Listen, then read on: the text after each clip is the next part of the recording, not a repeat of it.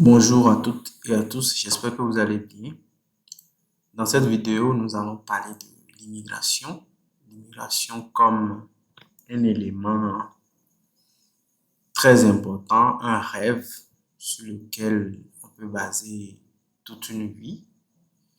Et ce rêve, aussi grand qu'il paraît, a besoin quand même qu'on construise autour de ce dernier un ensemble de piliers, de racines, de principes pour pouvoir le réaliser. Donc, dans cette vidéo, je vais vous présenter essentiellement 3 points, dont le premier est la connaissance du pays, le deuxième, comprendre le système d'immigration du pays, se préparer, mener correctement cette démarche avec assurance et avoir une mentalité de gagnant. C'est autour de ces points que va tourner cette vidéo.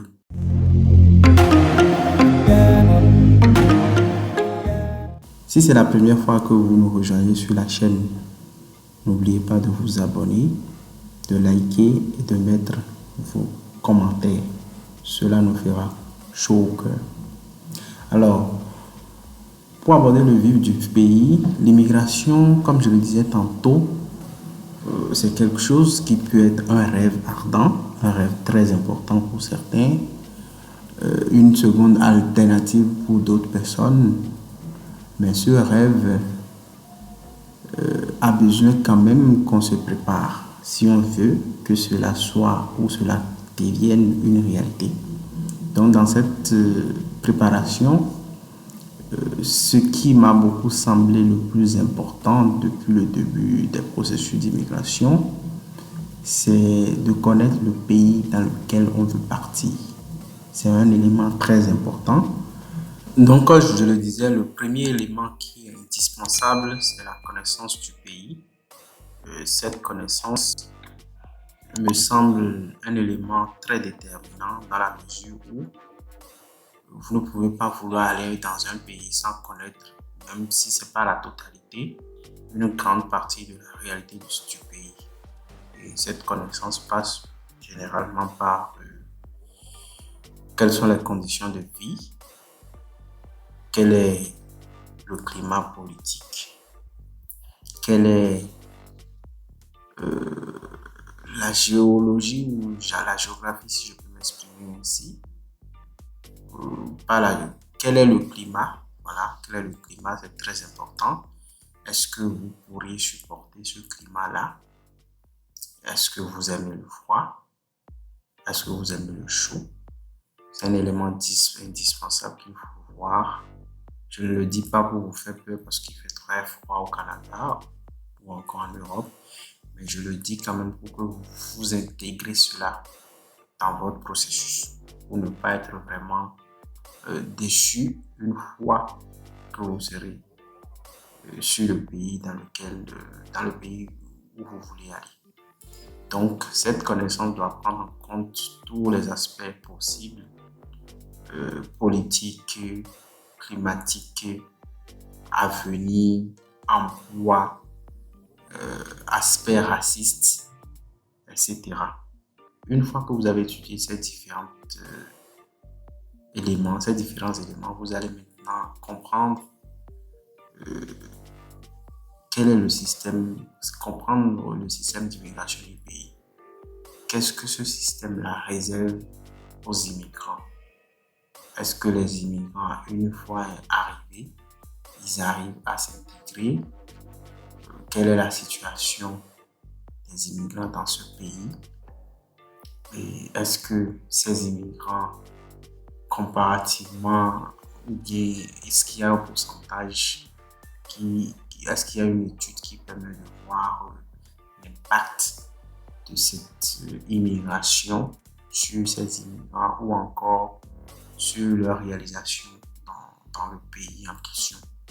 Donc, c'est des éléments qu'il faut étudier avant de vouloir commencer un processus d'immigration. Maintenant, une fois que vous avez toutes ces informations, en plus de la connaissance du pays, vous pouvez maintenant dire, bon, voilà, ce pays-là m'intéresse à cause de ci, à cause de ça, à cause de ci. Et une fois que vous avez manifesté votre intérêt, vous devez maintenant vous préparer. Quand je dis de vous préparer, c'est sur essentiellement 3 points. Le premier point, c'est la préparation en matière de réponse aux exigences que le pays vous demandera si vous voulez immigrer dans son pays. Ces exigences peuvent être point de vue compétences, parce qu'aucun pays ne veut recevoir quelqu'un qui va constituer une charge pour lui. Ça peut être compétences, ça peut être bien évidemment les moyens financiers pour que la personne puisse quand même tenir les quelques mois avant de s'intégrer. Ça peut être se préparer, ça peut aussi toucher sa vie familiale, sa vie privée. Parce que si déjà vous êtes en couple ou vous êtes étudiant, vous n'avez pas encore une famille, vous devez vous préparer à ce qui va arriver par la suite. Si vous êtes en couple, le mieux c'est de bien solidifier le couple, mettre les choses au clair, que les objectifs soient bien précis, que cela ne vous laisse pas tout ce que vous avez accompli en matière de famille. Parce qu'il ne s'agit pas de vouloir aller se réaliser et de briser tout ce qu'on a déjà fait. Je crois que ça devrait être une continuité. Ensuite, dans cette préparation, vous devez savoir qu'il y a des démarches, beaucoup de démarches qu'il faut faire. Mais avant d'arriver à commencer concrètement les démarches, vous devez adopter un état d'esprit. L'état d'esprit est que, est-ce que l'immigration pour vous c'est une fin en soi? Est-ce que c'est sans ça vous ne pouvez pas vous réaliser? Est-ce que sans l'immigration vous n'êtes rien?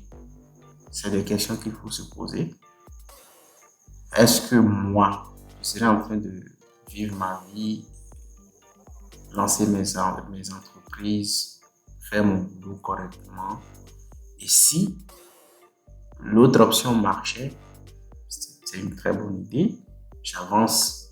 Ou est-ce que je dois mettre ma vie en cause et attendre que, l'immigration réussisse d'abord avant de vivre ma vie, genre une façon de reporter son bonheur sur le futur, alors que ce futur, on ne le maîtrise pas. Donc moi, je pense que c'est des questions qu'il faut se poser. Et franchement et personnellement, je pense que la meilleure des façons, c'est vrai, c'est d'avoir une idée sur son objectif à long terme, qui est l'immigration, mais tout en profitant du présent, en faisant ses activités, en lançant ses projets, en se réalisant, quoi. Voilà. Ensuite, mener concrètement ou correctement ces démarches avec assurance. Une fois que vous vous lancez dans le processus d'immigration, vous devez savoir que c'est un processus long. C'est pas une urgence en fait. Plusieurs facteurs peuvent faire que même si votre dossier est accepté maintenant tout de suite, que ça puisse encore prendre beaucoup de temps. Vous devez le savoir et ne pas être trop pressé avec vous-même. Ensuite, vous devez être patient. Donc, vous devez être très patient. Dans les processus ou les démarches, vous devez savoir qu'il doit y avoir de la compétitivité. C'est de la compétition dans tout ce que vous faites. Si vous voulez postuler à un poste, sachez que vous n'êtes pas seul. Si vous voulez vous inscrire dans une université, sachez que vous n'êtes pas seul. Et c'est en vous démarquant, en faisant preuve de combativité, de compétition, que vous sortirez gagnant. Voilà. Donc, en dehors de ça, vous devez savoir que toutes les informations que vous allez soumettre, que ce soit dans le cadre de la demande de visa ou dans le cadre de tout autre formulaire, les gens ont la capacité de tout retracer. Donc, soyez honnête partout.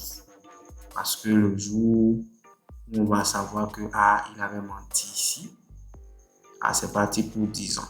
on va vous ficher pendant 10 ans. Donc, je vous invite très sincèrement à être vraiment honnête dans tout ce que vous faites. Ensuite, ou enfin, vous devez avoir une mentalité de gagnant. Voilà. Je vais donner un exemple de chien. C'est un exemple caricaturé, qui était dans le désert. Et un jour, ils se sont retrouvés auprès d'un oasis. En fait, ils ont dû être dans le désert. Ils ont eu des difficultés à trouver de l'eau à boire. Et un jour, ils se sont retrouvés devant un oasis, une sorte de lac où il y avait de l'eau, où on pouvait boire en abondance. Le premier chien, quand il a vu, il a couru, il est sauté dans l'eau. Il a bu, il a profité, il s'est lavé, il s'est amusé dans cette eau-là. Mais l'autre chien, il voyait l'eau, mais bizarrement, il était, comment est-ce que je vais expliquer ça? Il voyait son reflet dans l'eau, en fait. Et pour lui, c'est qu'il avait cette envie-là de boire, mais il avait toujours peur des gens ou encore le reflet qui était là, où il se disait, mais il y a encore d'autres personnes qui veulent boire encore comme moi. Donc, si je donne cet exemple, c'est pour vous dire que faut pas hésiter, quoi. Si vous pensez que c'est votre opportunité, faites toujours le premier pas et tout le reste suivra. Ça ne sert à rien de vouloir quelque chose et d'être encore dubitatif, en train de se dire, est-ce que ça va marcher maintenant? Est-ce que est-ce qu'ils vont choisir les gens de mon pays? Est-ce qu'il n'y a pas des dossiers plus performants que mon dossier? Est-ce que non? Lancez-vous seulement. C'est l'exemple que je voulais vous donner. Et bonne chance dans vos projets. Vivez votre vie, soyez heureux.